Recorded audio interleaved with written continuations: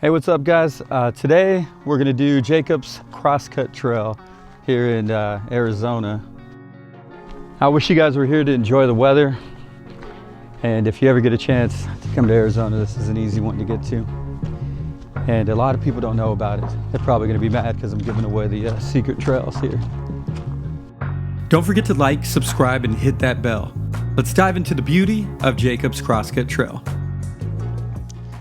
I mean, those cactuses are no joke. Bring a comb with you. And it's funny because I got to practice what I preach because I didn't bring a comb. Definitely bring a comb. That's the easiest way to get those things. I don't know if they call those like cholla or jumping cactus. I forget, they all look kind of similar. So my buddy fell on one once. That's why you kind of got to stay on the trail, of course.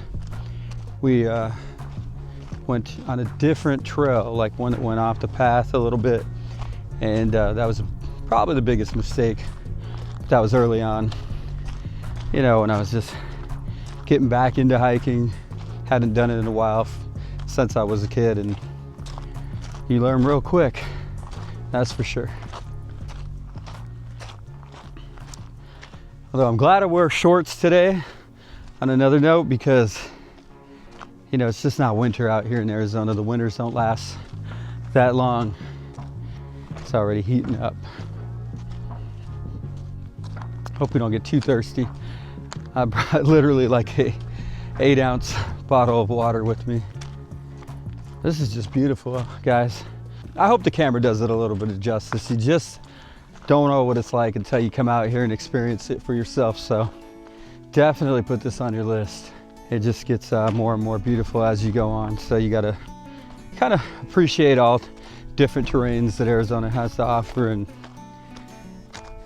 And we get, you know, we're pretty lucky out here, blessed with the mountains all over the valley. Anywhere you go, you can just come out here when the weather's nice and check out these different trails, take advantage of nature, what nature has to offer. And you know, it's a free trail. That poor cactus, I don't know what happened, but it was this time, I guess. See if anything's living in here. And if any of you have done this trail before, let me know. You know, maybe I'll catch you on the trailhead sometime. Jacob's Crosscut. That's a pretty interesting cactus. We gotta stop over here and check this out. Now this is the celebrity of the Sonoran Desert, the saguaro cactus. You'll see these along the way of Jacob's Crosscut Trail, and they're only found in this part of the world, nowhere else on Earth. Here's the crazy part. They really grow slowly, like an inch or two per year. This big guy right here, he's probably over 100 years old, maybe even 150. They don't even grow arms until they're about 50. Each arm helps them store more water, and when it rains, they can soak up hundreds of gallons of water in a single storm. Talk about desert survival skills. All right, guys, Arizona sun. It's out. It's not summer yet, but it's creeping up, and that weather's about to get warm. You know, I think in the summertime, we're gonna take the camera out on the Salt River and make our way down the river. Coming up to a fork in the road. Let's see what it says here. Jacob's Crosscut Trail 58 or Lost Gold Mine. Should we go this way and find the gold, or should we just stick to the plan and go down Jacob's Crosscut Trail? I'm sticking to the plan.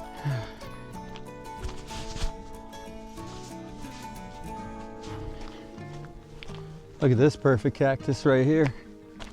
That one's been untouched. Wonder how many years old that thing is. What do you say, like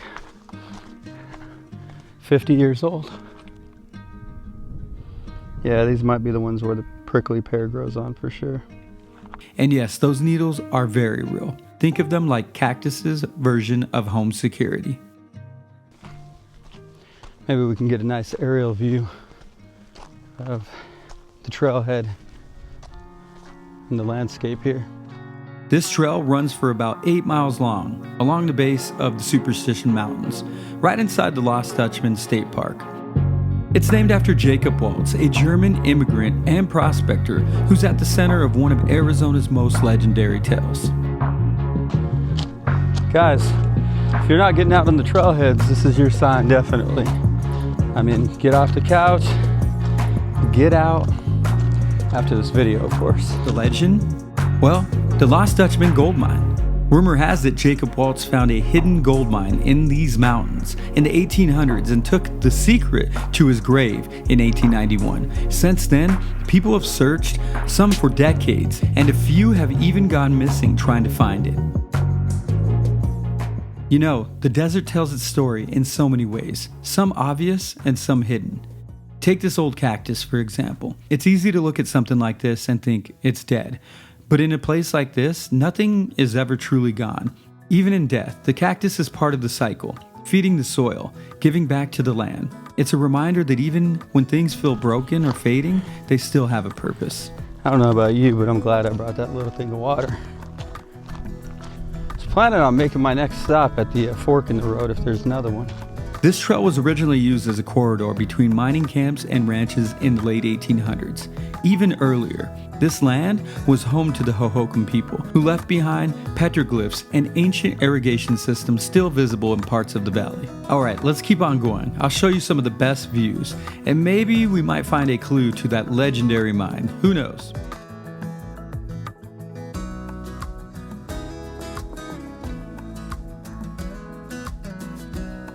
Climbing to the caves feels intense on foot, but from up above, you'll see how the land rises slowly, folding upward like it's guarding something sacred.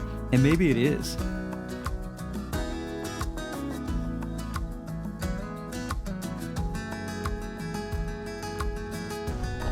Trying to spot some beautiful flowers out here. Haven't seen anything yet.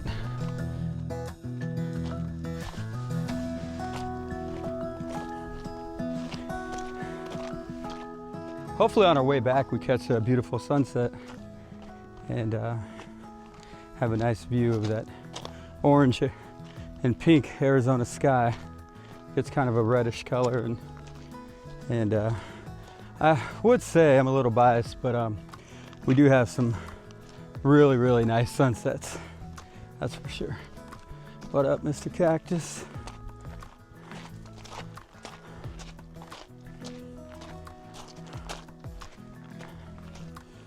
All right, this is the point of the trail where you see one cactus, you've seen them all.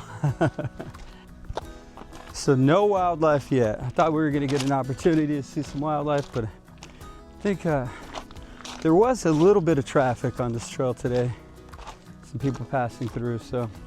All right, what do we have here? Somebody started it and everybody added to it. Look at that.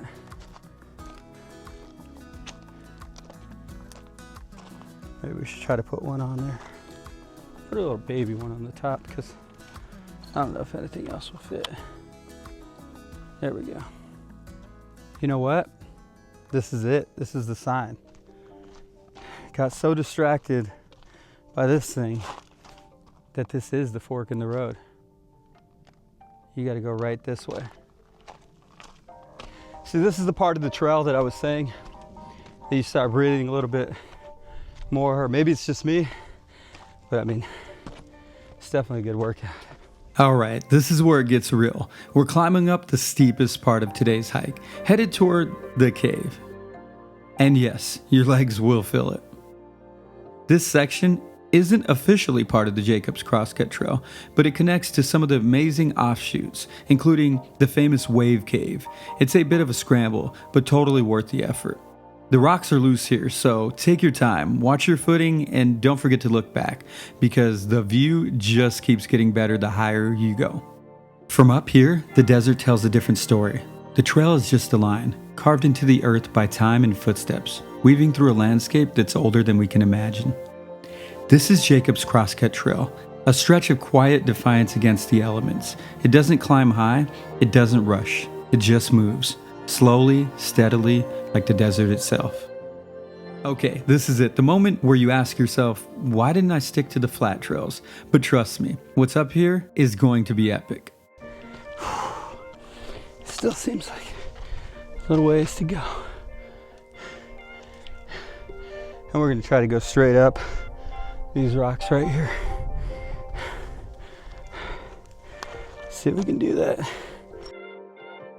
Little fun fact, this part of the superstitions had been carved out over millions of years by wind, rain, and volcanic activity. That's what gives it those cool rock formations and caves. Some of those rocks are over 25 million years old.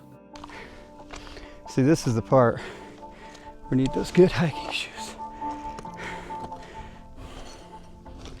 All right.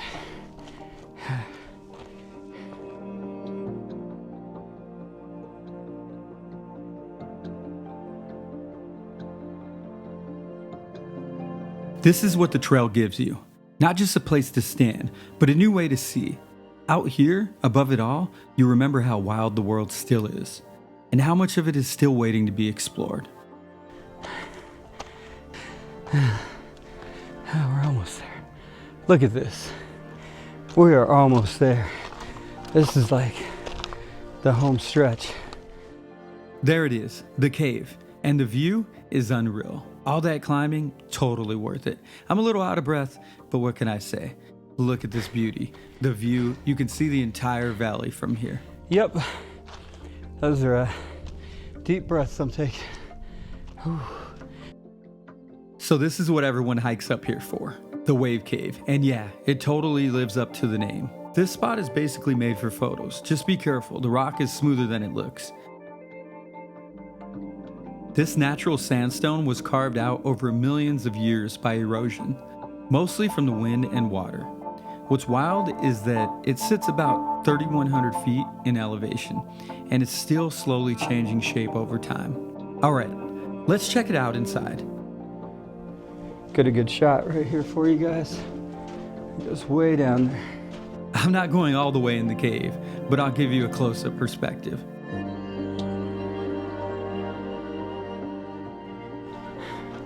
But you guys can come and check it out for yourself. Jacob's Crosscut Trail. This is the cave. This is what makes the climb worth it. From up here, it feels like the desert just stretches forever. All those layers of earth, cactus, and sky, you can even see where the flat valley meets the jagged rise of the superstitions. This cave has watched centuries pass, storms come and go, hikers rise and fall, the desert changing subtly with every season. Standing here, inside the Wave Cave, it's not hard to feel small, and at the same time, deeply connected to everything beyond this frame of stone. Hello! Hello! Hello! Early settlers and miners passed through this area, and it's likely the Apache or other Native American groups knew about this spot long before that. Some nearby caves in the superstitions contain ancient petroglyphs, though not here. This one's all about the geology. And just like that, it's time to head back down. Coming down always feels like you're rewinding the adventure, only this time gravity's on your side. It's cool how everything you saw on the way up looks totally different on the way down. New angles, new light, and way more dust in your shoes. If you're hiking this trail, don't forget to bring water, wear grippy shoes, and remember to bring that comb I mentioned earlier. Take your time on the way up. You'll fly on the way back.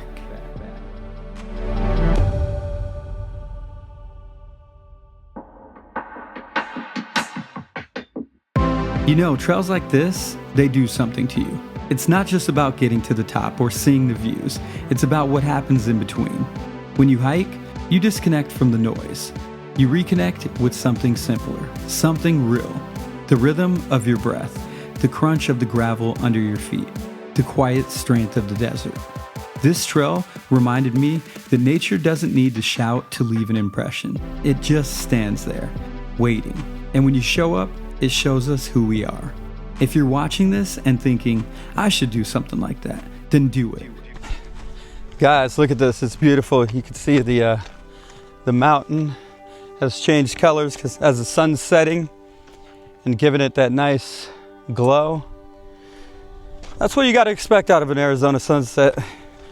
And this is the prime time because closer it gets to summer, the worse it gets, and you don't want to be caught out here at that time. Be drenched in sweat. So I figured we might as well get out here while we can, enjoy the weather before it starts heating up. Yep. See you guys down at the bottom. Adventure doesn't have to be extreme to be life-changing. Sometimes it's just one trail, one sunrise, one step at a time. I hope this inspires you to find your path, wherever it leads.